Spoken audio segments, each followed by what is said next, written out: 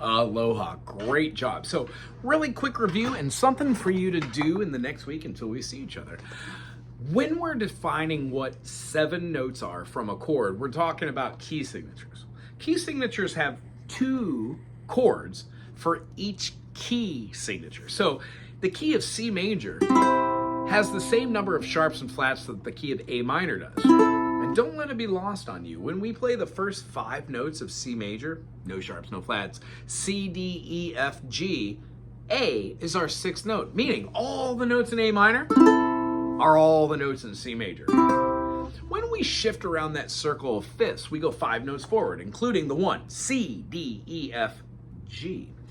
We know that C has no sharps and flats. So when we play a scale like C, D, E, F, G, A, B, that we're playing the C major scale. C, D minor, E minor, F major, G major, A minor, B diminished, and C. By doing this and writing down on a piece of paper C, D, E, F, G, A, B, putting a finger up and seeing C is here, we don't play D, we play E, don't play F, we play G. The spelling of a C major chord is C, E, G. Now there is no C minor in the key of C major, but a C minor would clearly flatten the E note to a minor, the E flat. So what we're going to concentrate on next week is how to make a C major into a C minor, a D major into a D minor, E major into an E minor, F major into an F minor, G major into a G minor, what's next? A major into an A minor, B major into a B minor, and then we're back to C major. Those are all of our major chords like the 7. Yeah, you can do C sharp major, but then C sharp minor is exactly the same thing as doing this. You're just scooting it up with a bar chord. Now, we will get to all that, but for this week, what I want you to be able to do is to play your scale. Do, re, mi, fa, sol, la, ti, do. C is open. D is with our middle finger on the 2nd fret of the C string. When we play the E open, it goes a half step to the F.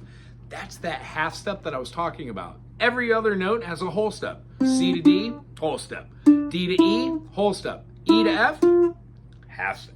So when we go from our F to G, whole step, G to A, now don't let it be lost on you, A is open. So you can play either or, but I like playing open, 2nd, open, 1st, 3rd, open. Feels good. 2nd finger, 2nd fret, and then half step again, B to C. The 2 half steps in the key of C major are 3 to 4, E to F, and 7 to 1, or 7 to 8, B to C, E to F. Concentrate on those this week and know those definitively, because every scale does that. When you go to D, D, E, F sharp, G, 1, 2, 3, 4. The half step will always be between the 3 position and the 4 scale position. It will always be between the 7 scale position and the resolution to the octave. Cool? That's how we view our tones in a 7-note scale. They're called a diatonic scale because when you play the first 2 notes of that triad, C and E, you get a major third. When you play the D and the F, you get a minor third. E and the G, minor third. F and the A, sorry, wrong chord, major. Then we have a major, we have a minor, and then a major again. We're going to go over this in detail later. But for this week, work on your C major. Know the difference between majors and minors is just a flattening of one of the notes, and that makes a major chord into a minor chord. We're going to work on flattening the 3 as well as the 5 for a diminished chord, and then we'll talk about what an augmented is too. I just want you to see it for the key of G major, just to see what these all look like this time so it doesn't elude you. G major has a G, B, and a D. This week when you're writing down all of your notes, C, D, E, F, G, and moving over your triad to be able to spell them, draw your chord chart, put the notes of the strings that are open, G, C, E, and A, and then plot your notes on the fretboard to your best ability. We're going to do a review next week and see what we come up with. And then as far as fun things to do to get your brain active and have something fun to practice, how about practice diads? Play the 2 middle notes of the C and E. Play the 1st fret and the 2nd fret with your 1st and 2nd finger. You get the diads that would create the minor 3rd for the D major. I'm sorry, the D minor. And then when you move it up, it gives you the E and the G. So if you go, you can go back and forth from your C major.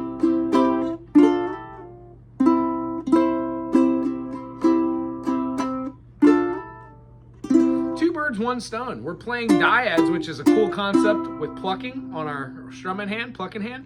And then the idea is if we hold them and pluck and move up and down, we're doing something called a diad slide. They're great. I use them a lot.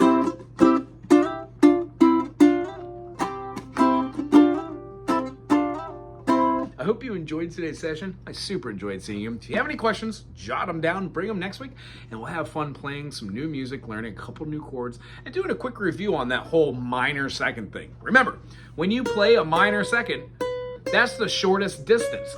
So a great thing to do is learn one string all the way up. These are on the YouTube channel. You can just do them as seeing as half steps or chromatic scales, and I'll even try to find one and send it to you. But this is what it looks like, and I'll put one in every video for the next couple videos here. G, G sharp, A sharp, B, C, C sharp, D, D sharp, E, F, F sharp, G. That's an octave. When going up, we did sharps. G, G sharp, A sharp, B. B sharp is a C. C sharp, D, D sharp, E. E sharp is an F sharp, and G. Well, if we did the same thing going up, we can name them as flats, or we could go downwards naming them as flats. I like to just go upwards and or downwards to do it. So let's do it with flat names. G, A flat, A, B flat, B, C, D flat, D, E flat, E, F, G flat, G. It's the same thing, but we're calling them by sharps or flats. Those names have the same tonic. I'm sorry, not the right word. They have the same tone or intonation or pitch, but they're named 2 different names. D sharp, yeah. E flat. C sharp, yeah. D flat. The only ones that we have a hard, weird one where are E to F. There is no E sharp. E sharp is F. F flat is E natural. B sharp is C. Here's a B. Here's a B sharp. Well, that's a C. So the idea is we learn how to know these names. We go through the process of using them with triads. By the time we go through the circle fifths, play maybe 40, 50 songs together, and we move outside of a key, we're able to modulate, move up. You'll see the benefit of knowing that D, F sharp, A is a D major. And then when we scoot it up to a D sharp, F double sharp, A sharp, that there's no reason to play in the key of D sharp when we could just play in the key of E flat. It makes more sense to say out loud. And then lastly, we don't say things twice. That's why we use all 7/7 notes. C, D, E, F, G, A, B, C. We don't say C, D, E, F, G, A, C flat, C. Even though C flat is a B, we want to name it enharmonically. I really enjoyed seeing you today. Have a great week. Aloha.